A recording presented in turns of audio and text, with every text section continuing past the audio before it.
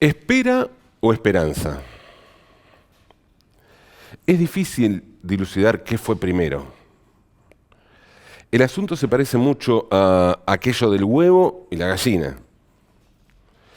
¿Surge la esperanza como una forma de darse manija en la espera? ¿O es la espera ese tiempo que transcurre para edificar la esperanza? La espera es algo que se explica a partir de la combinación de dos elementos. Uno, inevitable, el paso del tiempo. El otro, construido desde la condición humana, el deseo de alcanzar determinados objetivos. No, la espera no es una condición humana. Cuando necesita cazar para alimentarse, un animal espera a su potencial víctima. La estudia, busca verla indefensa. La espera en ese caso va acompañada de su compañía ideal, la paciencia. No hay ansiedad, hay cálculo. No hay esperanza, hay acción. Las cosas en la naturaleza son concretas, sin artilugios. Pero la naturaleza humana es de otro tipo de naturaleza. Natural, sí, pero de una naturalidad con capacidades de naturaleza diferentes. La espera humana se infla de ilusiones, de proyecciones, de deseos. Se proyectan en esa espera objetivos que muchas veces se sabe que son difíciles de alcanzar. Entonces la espera se transforma en esperanza. La esperanza es la espera tamizada por el deseo. Un deseo absolutamente político. Por eso es que esa esperanza es fundamental para entender la política. La política se alimenta de la esperanza. Sin esperanza es imposible pensar la política. No se trata de una esperanza pasiva, de sentarse a esperar. La esperanza no es un acto de fe. La esperanza es un acto de espera activa. La movilización popular está cargada de esperanza. La acción política tiene esperanza. Cualquier proyecto que generamos, que activamos, viene cargado de esperanza. La esperanza es un motor que nos hace creer que las cosas pueden salir bien, aún cuando todavía no sabemos siquiera si van a salir. En política, la esperanza es fundamental. Pero, como todo, tiene algunas contraindicaciones. El exceso de esperanza puede llevar a una decepción posterior. Una decepción real, tangible, que puede llegar a hacernos revisar el tamaño y la consistencia de la esperanza que teníamos. Los tiempos colectivos son muy distintos de los tiempos personales. Y en los tiempos políticos, el bienestar colectivo no necesariamente se traduce en una mejora personal inmediata. Por eso es fundamental el uso medido y responsable de la esperanza. Porque sí, claro, la esperanza es fundamental en la política. La política precisa de esperanza, pero no es la esperanza. Es la política. Es la política, estúpido.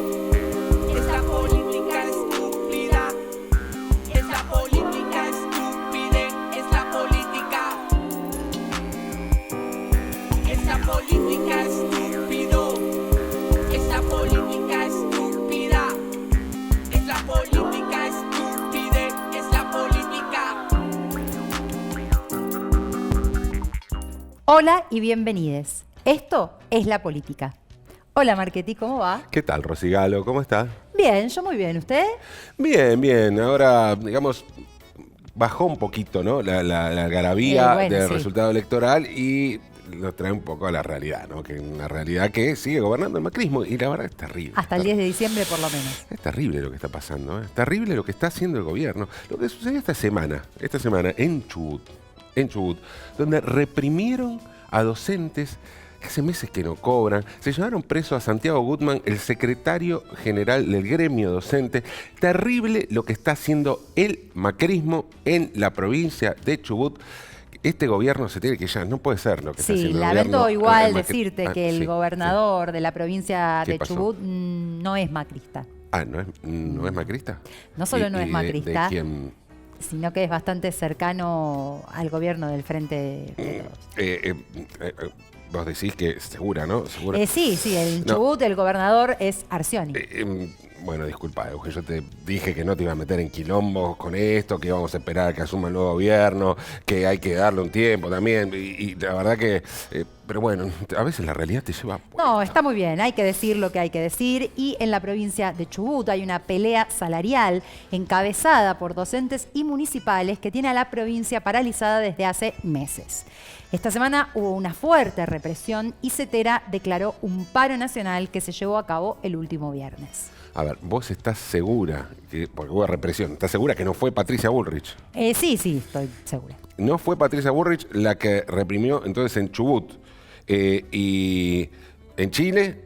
No, en Chile tampoco. Bolivia, Ecuador, Panamá, No, Haití, no. segura Ahí, que no fue. Ahí estoy segura que no fue Patricia Bullrich. No fue Patricia Bullrich. O sea que la única que reprime no es Patricia Bullrich, ni tampoco el único que fuga es Macri, ¿es así? La realidad es un poquito más compleja. La ministra Patricia Bullrich esta semana volvió a hacer noticia y fue por asegurar que los femicidios bajaron en la Argentina durante su gestión. Bueno, una gran noticia, bien. Sí, Hay la pasa que reconocer. lamentablemente esto no es verdad.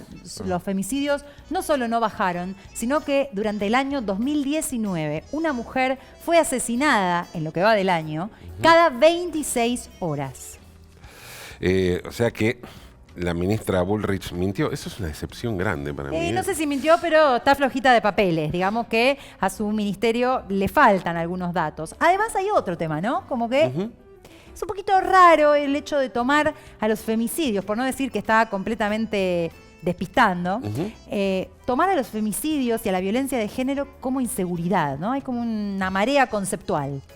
Yo, ¿sabes que tengo otra noticia sobre Patricia Bullrich? Una noticia que pasó bastante desapercibida, no le dieron la importancia que yo creo que tiene, porque tuvo la ministra una reunión muy importante en materia de seguridad.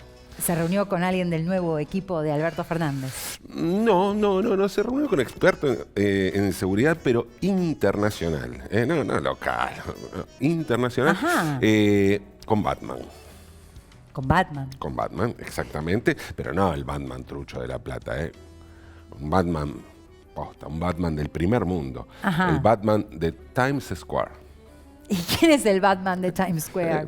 Es un comerciante, un argentino, era un comerciante, él dice eso, Gabriel se llama, tipo que dice que tenía un negocio de venta de electrodomésticos en Belgrano, en el barrio de Belgrano, y dice él que se fundió por la crisis kirchnerista, entonces se fue a Nueva York a trabajar, pidiendo en la calle, ¿no? Mirá vos. Disfrazado de Batman. O sea que sería uno de esos ciudadanos que acá, en la Argentina, Patricia Bullrich manda a cagar a palos, y allanar la casa y meter preso. Ay, qué mala onda. Eso porque se disfraza de Batman, ya le decís mantero al pobre hombre.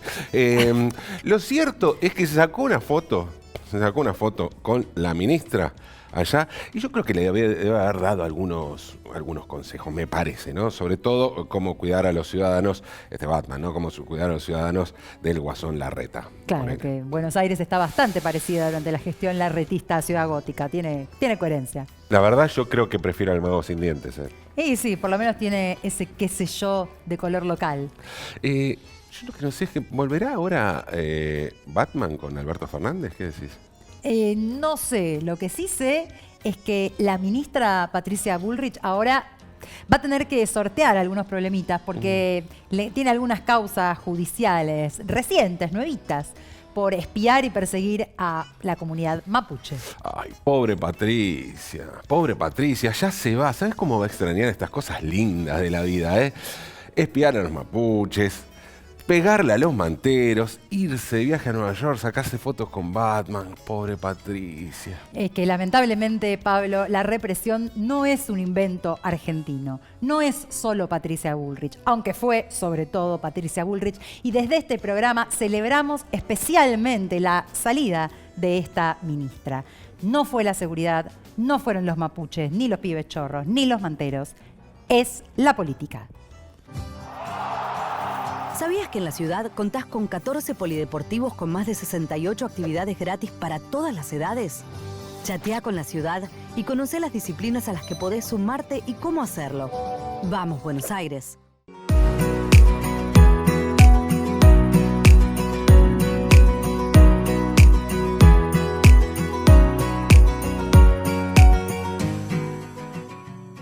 Es la política estúpida, es la política. Es la política estúpido. Existen varios próceres en la TV argentina del siglo XX. Tato Bores, por ejemplo. Y se han ganado el título de ciudadanos ilustres, extranjeros sin fronteras, como el Chavo del Ocho y el Superagente 86. Pero en el siglo XXI, la historia de la TV y el futuro lo está escribiendo un tal Peter Capusotto. Capusotto es Diego y Peter es nuestro invitado de hoy, don Pedro Saborido. Escritor, guionista, humorista, crítico, actor, productor, nuestro peronólogo de cabecera y sobre todo alguien que inventó un oficio, ser Pedro Saborido. Hola, Caramba. Pedro. Hola, demasiado el peronólogo y ser... Sos nuestro peronólogo Sí, por excelencia. Sí. Y el otro día yo estoy empezando a hablar de Bandor, a favor incluso. Sí, Ah, claro, llega un claro, momento que... pero hay algo ahí que son malos entendidos y no estoy dispuesto a dejar de aprovecharlos. ¿Peronista Pero- se nace o se hace? Me parece que el peronismo en sí implica que tener a las dos vertientes, a los nacidos y criados en el peronismo y a aquellos que vienen de afuera por su carácter gregario y frentista. Es decir, el peronismo en sí implica que haya muchísimos peronismos y es peronismo en el momento en que está unido, que es la mejor versión del peronismo cuando es frentista y amplio. Entonces puede tener a Ofelia Fernández y a Hugo Moyano y juntos ganar, que es precisamente el objetivo del peronismo, el primero. Y después ver cómo mantiene eso. Pero después están los índices de peronicidad, ¿no? Es decir, el peronista de La Matanza es el peronista Puro. Y el tipo de La Matanza te lo vende así. Claro. Vos decís, bueno, porque yo soy peronista. Dice, bueno, yo también, yo soy de La Matanza. Bueno, listo, tenés razón vos. Pero Porque es como el Barcelona del peronismo es La Matanza. Automáticamente, y si te pela con Urbano Profundo, fuiste vos, porque no conocés algunos lugares, ya está, digo, listo. Pero el peronista de Recoleta, ponele, ¿no tiene una cosa de resistencia también? Esa es la gran discusión. Una vez estaba en Villa Devoto y fui a un centro cultural que se llama así. Vengo a proponerles un sueño. El nombre... En la calle Nueva York, por ejemplo. Sí, Parece pero arrancó. Venta de velas, ¿no? Saumerio. Arranca ahí. Entonces, empezamos a hablar de esto, ¿no? Y uno me dice, Pedro, acá perdimos 75 a 20. No sé, algo así como que... y decía, claro, acá hay que ser peronista también, ¿no? Vos decís, bueno, en Recoleta, en Villa Devoto. En Recoleta incluso hay cierto anonimato, porque puede pasar el Turco Asís, o pueden pasar algunos... Pero en Villa Devoto todo el mundo sabe quién sos y te ven. Entonces ahí es difícil en esos lugares. Hace poco estuve en Corrientes y muchos, o en Córdoba, ir a Córdoba y encontrarse con los kirchneristas que están ahí como... porque está ahí varios... Y ahí te encontrás con otro peronismo y decís, che, ¿cómo es el peronismo cordobés? ¿Cómo es? Y cada peronismo va teniendo sus características porque básicamente es muy, muy orgánico. Cuando digo orgánico no me refiero a que está organizado, sino que yo siento el peronismo como una entidad viva, como un ser humano o como un ser que tiene lados luminosos y lados oscuros. No como un dogma cuadrado que es esto y entonces si no entra acá no es peronismo. Y vos decís que Menem es peronista o no es peronista. Vos tenés que decir que es peronista. Y que bueno, ese es el lado oscuro, el lado oscuro del peronismo. A veces se despliega en formas que no niegan o que se contraponen a otros lados del peronismo. Por eso digo, tratar de ver al peronismo como... Aparte, si te pones a pensar, todo el resto de las fuerzas lo que hacen es más disimular precisamente esos lados oscuros. Es decir, bueno, el radicalismo, ¿qué es? ¿Alfonsino o Gerardo Morales, que tiene en cana a Milagrosala? ¿Qué es el liberalismo? La apertura de leyes para el coso o los bombardeos que hace Estados Unidos. Entonces ahí son esos lugares donde parece que nunca muestran contradicción, dado que el peronismo las muestra abiertamente. Se ven. Del otro lado siempre hay un escudo que es somos los democráticos, somos los republicanos, somos, toda una definición que la deja el peronismo sin definirse. Si aparece alguien y todo el tiempo dice hay que elegir, estamos en democracia, pero tenés que elegir entre la democracia y el peronismo. Y ya el peronista queda como desubicado. Vos fijate que la primera vez a lo que se debe enfrentar el peronismo es a la Unión Democrática. Y hoy parece que, aún hoy, y una vez una frase de Beatriz Arlo que recortada, daba a entender como que está la Argentina y está el peronismo. Siempre aparece esta. Nosotros los argentinos, que son todos los que no son peronistas, y el peronismo es algo como una especie de país paralelo que cada tanto se superpone sobre la Argentina y que va y vuelve, ¿no? Entonces parece que ahí está el peronismo siempre es la anomalía, ¿no? ¿Qué pensás de la frase esta de Osvaldo Soriano, que le pone en boca de uno de sus personajes, Sí. Que dice el personaje, yo nunca me metí en política, yo siempre fui peronista? Esta frase que además la retoma Fabio, la pone en boca de Gatica. Parece ¿no? que era de Gatica, parece. Que originalmente era de Gatica. Originalmente. Parece que sí, no está claro el origen de esa frase. Es como esa frase que es, yo prefiero que la inspiración me agarre trabajando, o me encuentre trabajando. No sé quién es, Roberto Alves, Picasso, Sí, claro. Corat, no se sabe, no está claro, pero está clara. Ahí viene. Yo me gusta verla en Gatica y últimamente escribí hace poco sobre este tema y en algunas charlas lo comento, que es,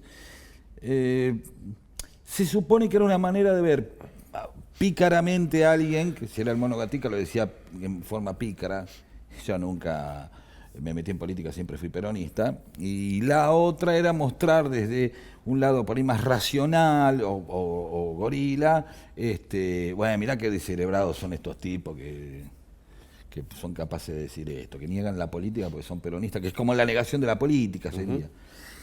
Y yo prefiero verla como una generosa manera que pudo haber tenido en su momento el peronismo, que era darle entidad a aquel que no se quería meter en política. Es decir, el peronismo como un artefacto político más grande que la política. O sea, está la política y el peronismo tiene como un sobretecho y dice, ¿no te interesa la política? No importa, Claro. hay lugar también para vos.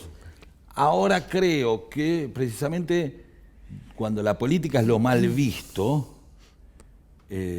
cuando está demonizada, los que hacen política son peronistas o kirchneristas básicamente, pero los que hacen política, los que no la hacen, los que quieren hacer otra cosa, la no política, la negación supuesta de todo lo que implica la palabra política o el resabio que tienen, al que obviamente es el fusible del sistema, porque es lo único que cambia, ¿no? Ese porcentaje de poder que va y viene, que se cambia, que cambia cada 4 años.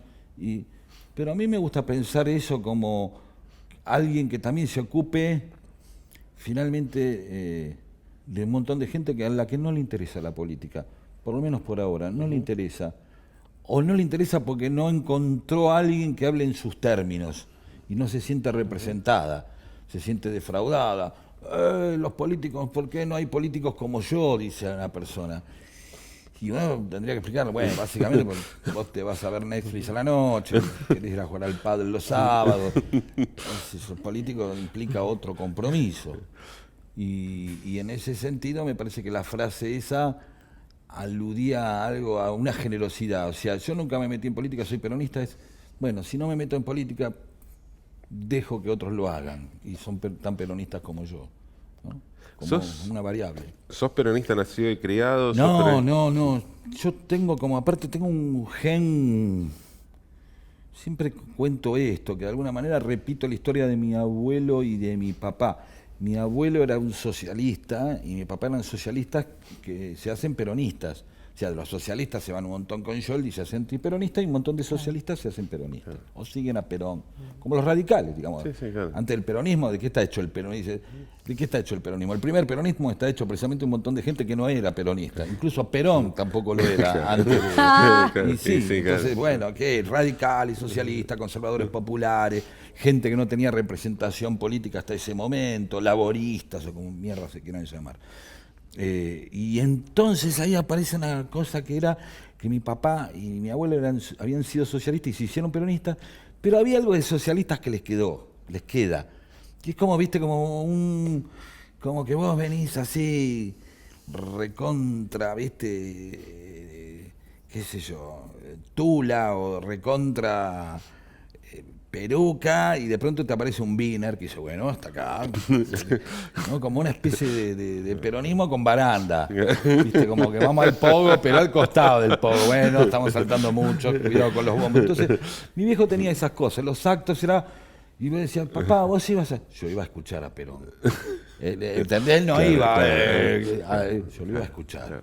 ¿Entendés? Como siempre había... Y mi papá incluso era metalúrgico, pero no era de la UOM, era de ASIMRA, que son los supervisores, que es como un poquito más arriba. Claro, un metalúrgico con balcón terraza, era como no mucho más tampoco. Poquito, claro. Eran como, porque era un satélite de la UOM, pero esto sigue siéndolo, no sé cómo definirlo. Entonces había esta cosa de estas diferentes formas de decir, che, ¿quién es peronista? Y Cafiero, entonces yo te traigo un peronista, Cafiero. Y digo, no, pará, este es un estilo de peronista. Está Herminio Iglesias, está Bacalar Baja, ahí. Claro, sí, hay muchos. Claro. Todos los grises en el medio. De la Sota. De la Inclusive, Sota. digo, si hablamos de cordobeses. ¿no? De la Sota. Y incluso esta cosa de que uno totaliza simplemente por un pequeño problema estadístico en el cual si hay un 2% más de tipos te dice Entre Ríos es de Cambiemos. No, un 2% más. Hay una tensión que no estamos acostumbrados a ver, ¿no? Es decir, y el peronismo para mí es una tensión, como un ser humano. No es una cosa, un aparato como un Koinor, funciona o no funciona, no. Vos decís, ¿qué es? ¿Cristina o Alberto? O Massa. O Reutemann, ¿cuál es? Son todos. Y en esa danza que puede haber constantemente está el peronismo, que a veces es más así, se prende,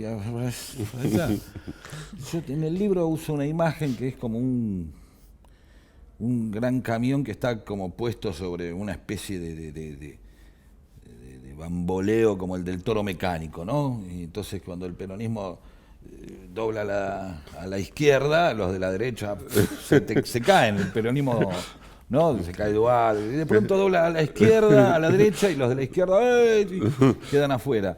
Y yo creo que es eso el peronismo, esa tensión, y el peronismo se hace en base a lo que quieran la mayor cantidad de peronistas, que lo llevan para un lado o para el otro. No sé si le vuelve, por eso tiene... No es tan, bueno, voy a ser peronista re cómodo. No, eso es más trotskista. El rango de trotskismo de entre uno y otro es, para acá, para allá, más o menos. Esto es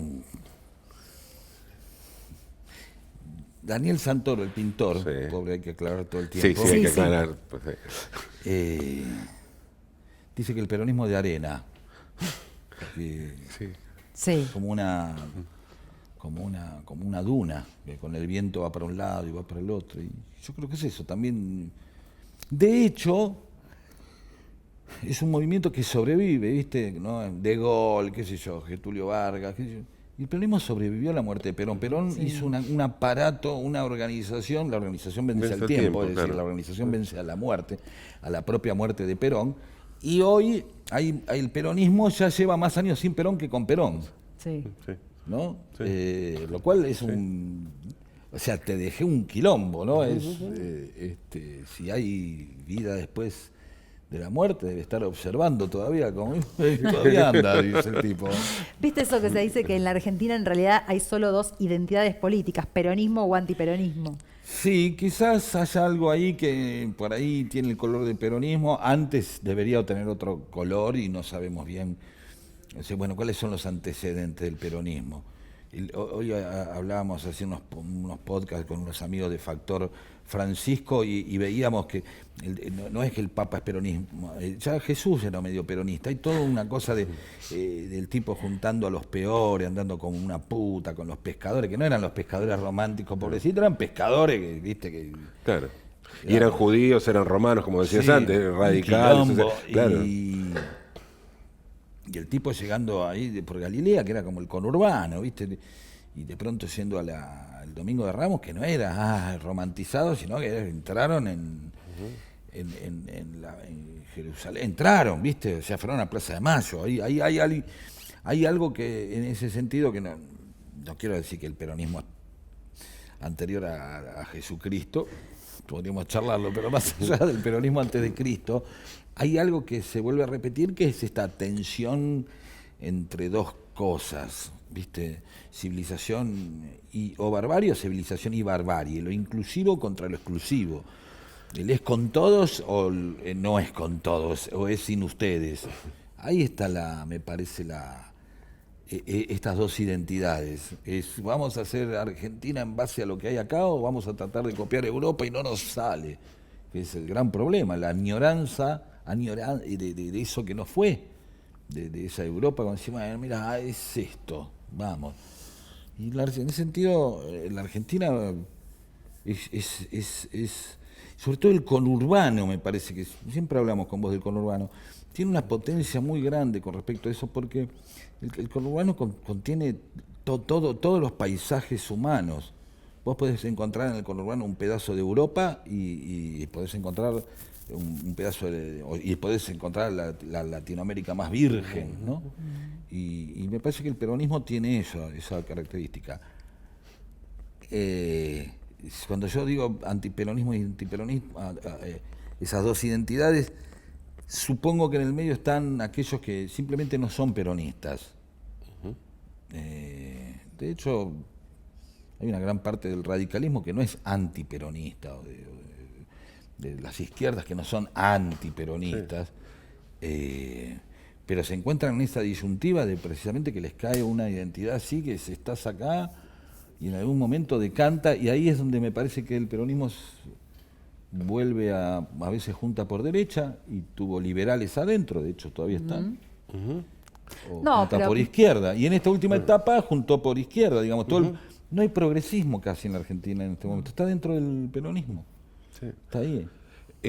¿Y qué pasa justamente, no progresista, no sé si es la palabra que más te gusta, pero con tu lado más hippie, rockero, ¿cómo convive eso con el peronismo? Porque es una identidad fuerte también tuya. Sí, con una amiga mía, María Pía Chesino, siempre dice, a mí me llegó el rock antes que el peronismo. Y no sé si a veces con Diego lo decimos, sí, yo sigo siendo hippie antes que peronista, que lo del peronismo es quizás más una elección posterior. Y de hecho, no sé, soy medio comunista, medio cristiano, un montón de cosas que coinciden en muchas cosas con el peronismo. Pero el peronismo hay un momento que absorbe también esa identidad, puede ponerse como defensor de lo argentino y lo nacional y popular, y en un momento absorbe el rock también. Pero ¿cómo se Como traduce políticamente ese lado tuyo, hippie, rockero? ¿O cómo lo No, traduces? el hippismo para mí es un lugar cómodo dentro del capitalismo. Es, bueno, que limpie otro. voy a Villa Gesell, pero al camping. ¿Entendés? No pienso trabajar tanto. Creo que lo tiene bien en esa cosa de reflejarse también como un anti, ¿no? Como el hipismo se define con lo que, bueno, si se bañan todos los días, yo no. Si ustedes se cortan el pelo y están prolijos, yo estoy desprolijo. Es como lo punk. Voy a hacer lo que no querés que sea. Te voy a asustar, te voy a molestar. El antiperonismo y el peronismo en ese sentido, el rock y el peronismo se parecen en esa idea de ser antisistema y tratar de estar todo el tiempo mostrándose como lo que no es. O sea, si te molesta que haga esto, lo voy a hacer, porque sé que te molesta. En esa molestia, parte del goce, siempre lo digo en charlas, parte del goce peronista consiste en molestar. Sí, y el rock también consiste en molestar. Tocar fuerte, ser despreciado, que la cana te venga a buscar, tener el olor a pachuli o a porro, andar con una remera. ¿Por qué tengo que andar con un pantalón roto? Porque vos andás con uno sano. Es por eso que ando con uno roto. Entonces, en esa diferencia me parece que el rock y el peronismo tocan ese lugar de, bueno, no soy lo establecido, soy lo incorrecto. Ahora, ser lo incorrecto para una identidad política que es la principal opción de poder, ¿cómo conviven esas dos cosas? Porque no termina nunca de ser el poder, sino ser el poder político. Nunca puede terminar de ser el poder. Por eso los empresarios siguen... Bueno, de gobierno. Claro. ¿no? Claro, el gobierno. Claro. ¿Entendés? Pero las empresas... Y les va bien con el peronismo, pero igual, bueno, probemos y se hacen mierda. Claro. Y sin embargo, siguen insistiendo. No todas, obviamente, ¿no? Pero... Porque creo que lo que empieza a traer el peronismo siempre es esta inclusión donde hay que compartir, donde se rompe la diferencia. Lo que decía Patrón Costa, lo que más le molestaba del peronismo es que un obrero lo mirara a los ojos. Ahí se rompió algo, la casta, ¿no? Y donde el empresario, ante la cuestión de estar creciendo y tener que compartir, prefiere achicarse, pero hay una cuestión que es una cuestión de clase. Hay un momento donde necesita que las cosas estén diferenciadas, no mezclarlos. Pero ¿por qué es el miedo a mezclarse? Porque es el miedo a perder. O sea, el rudimento del odio. El odio es una herramienta. Es odio para poder seguir diferenciándome, para que no terminen de quitarme lo que tengo. Si todo se empieza a mezclar, si todos empiezan a... Esto pasa en diferentes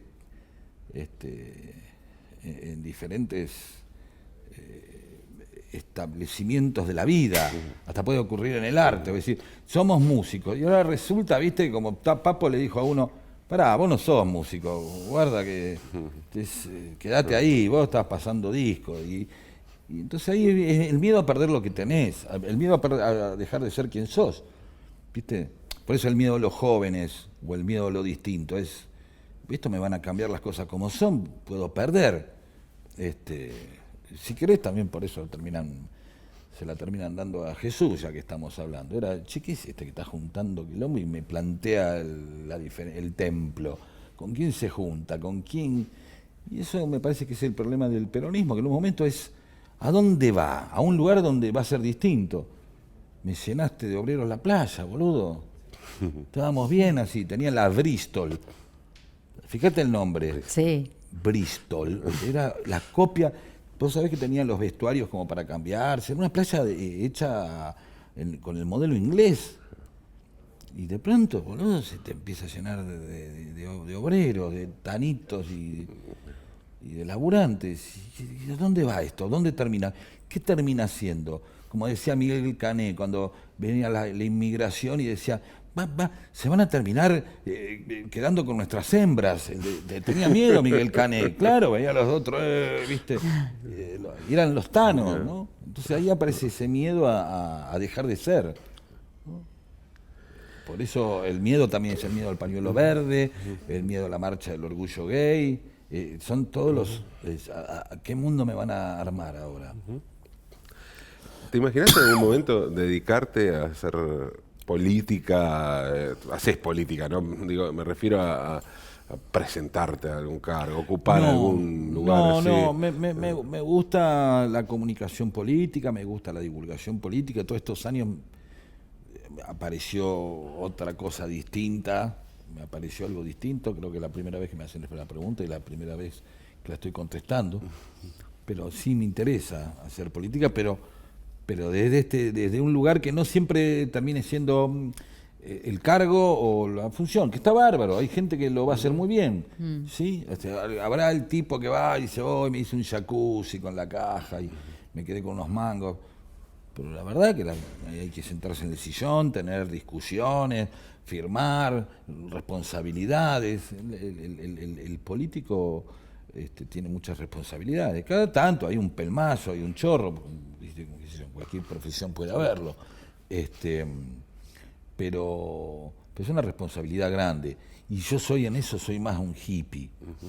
Yo estoy más para la carpa que para el escritorio. Claro.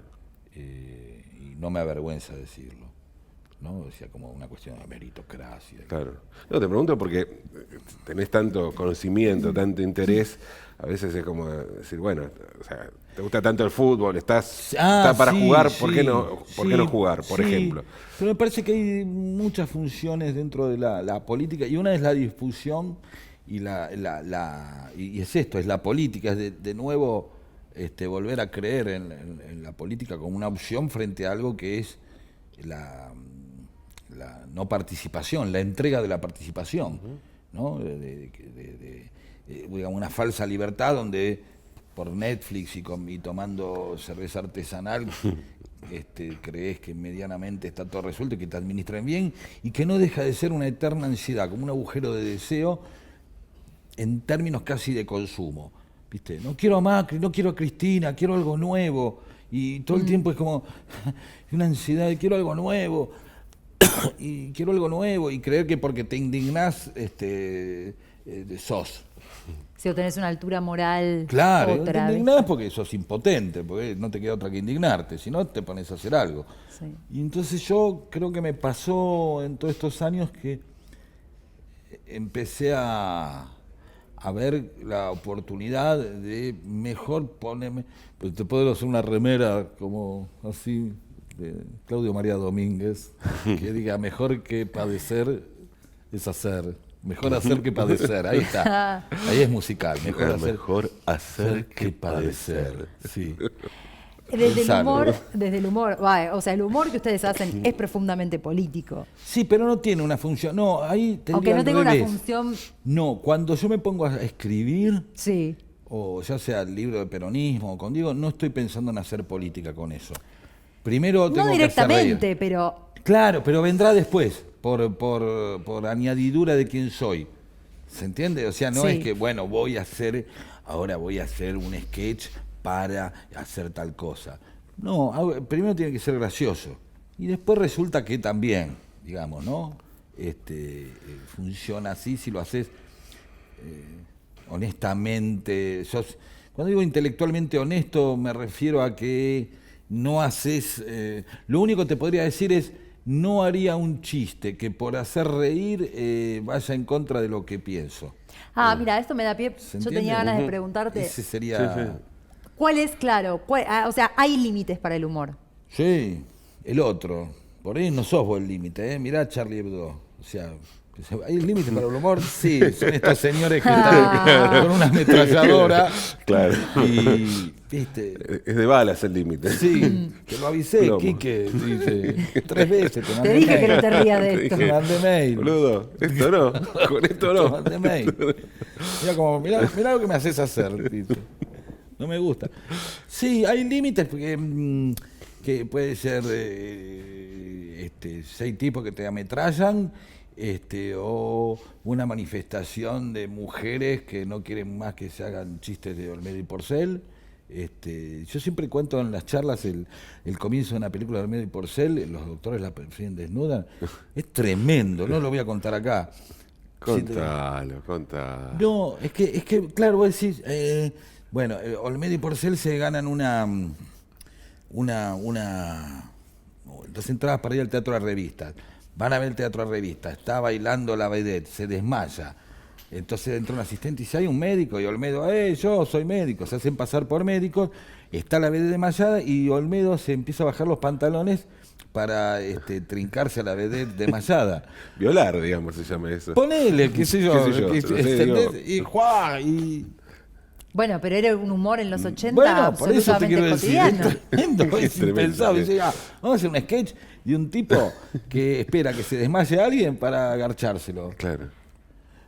Graciosísimo. Pero también está quien escribió eso y quien montó ese todo eso, momento. Iba sabía con que la había época, un público, claro. había un público. De hecho, se llevó al Pero- cine y hizo una película que tuvo. Seguro, se bueno, vio pero entonces bastante. hay un límite. Pero hoy, pues decís, ¿y qué censura? Entonces, no, bueno, cambiaron la No, bueno, son plásticos, correlación van de fuerzas. cambiando. Correlación de fuerzas. Listo. Ya no se hace chiste con gente que. Chicatos. Y hasta no se hace chiste. Por ahí decís, che, chiste de borracho, no hay tanto. Y por ahí no, porque por ahí es un dolor para mucha gente. O decir, la gorda que viste, que merece morir antes que alguien, viste. O, qué sé yo, Pepe Biondi diciendo, me tengo que quedar con la. No merece amor una persona por. ¿Entendés lo que digo? Sí. Y yo creo que entonces, vos decís, ¿pero esto es censura o no? ¿O es simplemente una correlación de fuerzas de un sentido común o una forma que indica que no te podés ser tan animal como para decir, che, siempre se corre la bola esta, ¿no? X cómico dice, tengo 200 chistes, no puedo contar más. Y yo digo, no, los podés contar. Bancate las consecuencias, Claro, qué sé yo. claro. Es decir, ¿puedo hacer chistes sobre la iglesia? Y sí, hoy no pasa nada, pero hace 30 años hacía chistes y por ahí la iglesia agarraba, pegaba una vuelta por un montón de anunciantes y te sacaban todos los anunciantes y vos pic, te caías. O chiste con los milicos o chiste con la política. ¿Entendés? Son diferentes épocas. Vos decís, yo le paso a mis hijos, a Dante y a Sofía, y le explicamos con Marlene, le dijo, bueno, mira, escuchen esto. ¿Quién sabe, Alicia, este país? Y esto era contra la dictadura. Y decís, ¿y esta pelotudez? Y vos decís, y sí, en esa época esto era jugadísimo. Uy, claro. Claro. Y si ahora pueden decir lo que se les canta el orto y nada, digamos, no hay necesidad de metáfora. ¿Cómo haces una metáfora para hablar de la política? Voy a hacer un tema que habla de que los economistas a veces no piensan en los pobres. Entonces, hay que hacerlo con cuidado, no sea cosa que Sturzenegger redaccione mal. Sí, Sturzenegger, culo roto, no te importa nada. Claro. ¿Entendés? Lo hace el videoclip incluso, con escenas escabrosas, ¿no? Y entonces ahí aparece algo que también es de ser de una generación con Diego, donde crecimos, digamos, con la infancia en la psicodelia de los Beatles y después la adolescencia en la dictadura. Entonces hay toda una cosa donde por vuelo espiritual o por censura apelás al surrealismo y a la metáfora, digamos, y por escape también, ¿no? Por ahí entonces quizás ahí, para cerrar, el rock en un momento fue una opción política, porque no había otro lugar donde meterse si no estabas de acuerdo. Y había algunos donde te mataban. Claro. Y para cerrar entonces, sabes que Sí. el programa se llama Es la política. Claro. Te queremos preguntar, Pedro Saborido, ¿qué es para vos la política? La forma más elegante de no matarse, aunque a veces implicaba que por política se mataban, entonces ahí no era política cuando se mataban, ¿sí? La emoción, la identidad y ese tipo de reacciones no racionales son prepolíticas siempre. La política precisamente es, vamos a ver cómo convivimos. Y vaya si lo vamos a tener que hacer, pero la cosa, y ahora que son el 40%, bueno, 32, 40 más o menos. El tema es cómo nos ponemos de acuerdo en que odiamos cosas distintas y vamos a tener que convivir, ¿no? O sea, porque la fantasía siempre es que el otro no exista, o no vuelven más, ¿viste? Se Que es acabó, lo no más vuelve parecido. más, ¿no? ¿Eh? No existe, No, no bueno, vuelve. ahora está comprobado y esto del 40%, sí, espero que no me esté pasando mucho de tiempo, en esa cosa de post-paso, donde las pasos parecía que no iban a existir más, guarda, existen y Y mirá, y pueden hacer actos multitudinarios, ¿no? Ahí están. Gracias, Pedro. A ustedes, Gracias. chicos. Gracias. Perdón por las respuestas largas. No, está bien. Después Luego- se corta, se edita sí. todo esto. Ah, ¿no? bien. Luego de- Queda 8 minutos. Después Sí. de todo esto quedan 3 minutos. Pero luego de profundizar nuestro máster en peronología, Sí. Un experto. hemos sí, Hubo con el momentos experto. de peronología Ah, así, sí. Sí, extremos. siempre aparece. Sí. Pero se nos fue, otro programa. Otro programa. Nos encontramos la semana próxima. Sí. Esto es la política.